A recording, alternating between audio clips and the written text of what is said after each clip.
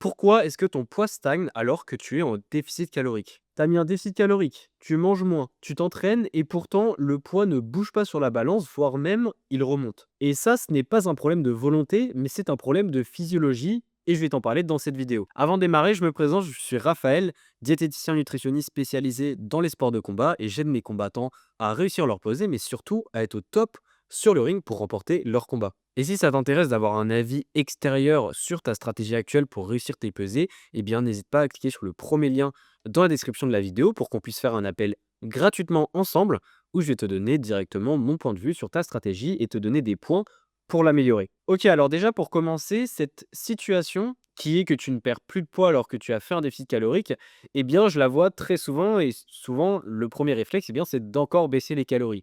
Sauf que c'est clairement pas la bonne idée et pour plusieurs raisons. Et pour mieux comprendre cette raison-là, eh bien, c'est de comprendre pourquoi actuellement, eh bien, ton poids est déjà bloqué alors que tu es censé être en déficit calorique. La première raison, eh bien, c'est que tu bouges moins inconsciemment. C'est simple, quand tu mets un déficit énergétique, surtout pendant longtemps, eh bien, ton corps il va passer un peu en mode survie. L'idée, lui, c'est qu'il survive et donc qu'il n'ait pas très peu de masse graisseuse.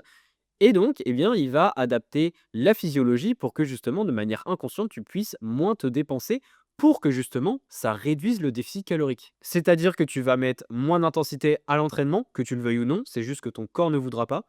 Également que tu vas moins te déplacer ou moins faire de mouvements durant la journée, que ce soit en étant assis, eh bien, il y a des personnes qui ont tendance à bouger beaucoup. Toi, tu vas plutôt être un peu plus immobile que d'habitude. Également, tout ce qui est marche, et cetera, eh bien, sans t'en rendre compte, tu vas un peu moins marcher que d'habitude. Tu vas peut-être moins faire des mouvements qui demandent plus de sollicitation musculaire. Bref, en fait, tout ce cumul-là dans la journée va faire que ton déficit calorique va être beaucoup moins élevé que ce qu'il n'y paraît. Et ça, je veux que tu comprennes que ce n'est pas volontaire. Même si tu as la volonté, eh bien ton corps, inconsciemment, va créer ces mécanismes-là. Et du coup, ça veut dire que même si tu manges moins, eh bien ton corps, lui, au final, vu qu'il se dépense moins, ça revient au même. Et c'est pour ça que ça stagne. La deuxième raison qui peut aussi expliquer ce blocage au niveau du poids, eh bien c'est le stress et le cortisol. Si tu es stressé, si tu as un gros déficit, qu'à côté tu as un gros entraînement, ton sommeil est aussi un petit peu impacté parce que du coup tu manges pas beaucoup, tu as faim, tu dors un peu moins bien, également tu as la pesée qui approche et ça te fait stresser, eh bien tout ça, ça va amener de hauts niveaux de cortisol, qui est l'hormone du stress, et sauf que le cortisol, lui, est extrêmement lié au niveau de la physiologie à la rétention d'eau. Le cortisol impacte le ratio au niveau du sodium et du potassium, ça impacte également le métabolisme au niveau des reins, et en fait tout ça cumulé va faire que tu vas mieux retenir l'eau et donc ça va masquer la perte de gras. C'est-à-dire que ça se trouve, tu continues actuellement à perdre du gras, mais vu que le poids ne bouge pas sur la balance, eh bien tu paniques et tu te dis que tu n'en perds pas.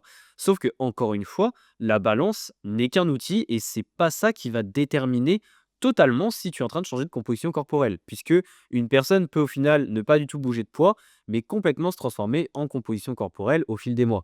Et donc ça, il faut que tu le gardes en tête aussi. Et la troisième raison, eh bien, c'est que peut-être il y a d'autres éléments dans ton alimentation qui augmentent ta rétention d'eau ou du moins qui augmentent ton poids sans parler ici de gras, et sauf que tu ne t'en rends pas compte. Peut-être que vu que tu es en déficit calorique, tu manges beaucoup plus de fibres et d'habitude tu es quelqu'un qui n'en mange pas beaucoup.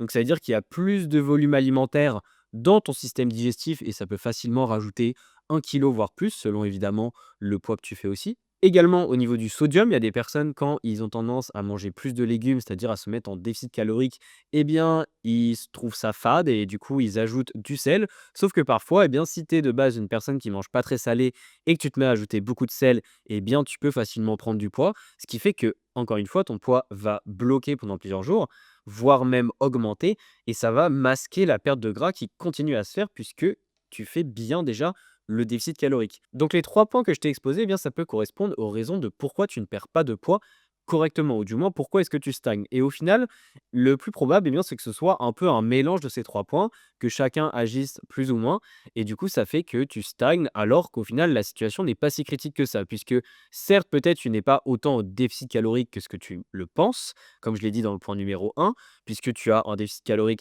assez élevé et du coup, tu te dépenses moins sans t'en rendre compte. Donc ici, la solution est simple, c'est soit tu dois légèrement augmenter les calories parce que tu sens que ton énergie est beaucoup trop basse et tu es déjà extrêmement fatigué.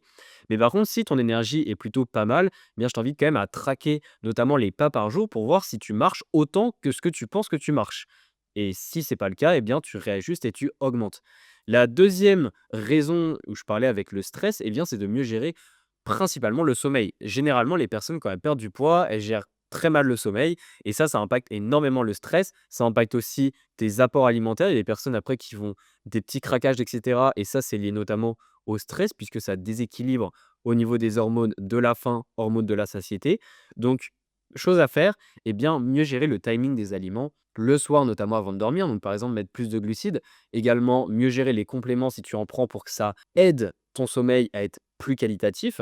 Et comme ça, au fil des jours, eh bien, tu vas voir des améliorations et ça va aider ton poids de manière indirecte. Et le troisième point, au niveau du sel et des fibres, pareil, essaye de traquer en quelque sorte ce que tu manges, au moins pendant une semaine, voir où tu en es et te dire, OK, mon apport en sel a effectivement augmenté. Du coup, c'est pour ça que j'ai eu ce gain de poids temporaire. Donc voilà, en fait, il faut vraiment que tu analyses la situation, encore une fois, que tu traques, que tu fasses un point sur où est-ce que tu en es et te dire, bah, au final, est-ce que je suis vraiment en déficit calorique? Déjà, c'est la première question. Et la deuxième question, c'est si tu es en déficit calorique, mais au final, c'est probablement de la rétention d'eau. Et il faut te dire que cette rétention d'eau va partir avant ta pesée, si tu fais évidemment un bon cutting. Donc, si tu as évidemment besoin d'aide, n'hésite pas à cliquer sur le premier lien dans la description. On peut en discuter ensemble par rapport à ta stratégie actuelle et également ta situation actuelle pour voir qu'est-ce qu'il faut mettre en place pour améliorer ça et te faire réussir ta pesée. Mais sinon, eh bien, je t'invite à garder ces trois raisons en tête, à faire un petit peu une introspection sur ta situation, à traquer les différentes données que j'ai parlé dans cette vidéo, donc tout ce qui est stress, tout ce qui est sommeil, tout ce qui est pas par jour, également tout ce qui est fibres, tout ce qui est sodium, et voir s'il y a eu des changements récents qui peuvent expliquer ce blocage de poids. Et la dernière chose, c'est qu'il faut te rappeler que la balance n'est qu'un outil et que la balance ne reflète pas forcément le fait que tu n'as pas du tout perdu de poids. Peut-être que tu as perdu du gras, mais que tu as gagné en rétention d'eau. Donc au final, c'est plutôt positif. Il faut mieux ça que l'inverse. Donc j'espère que cette vidéo t'aura plu. N'hésite pas à mettre un commentaire si tu as une question. Et sinon, on se dit à la prochaine pour une nouvelle vidéo. Et ciao.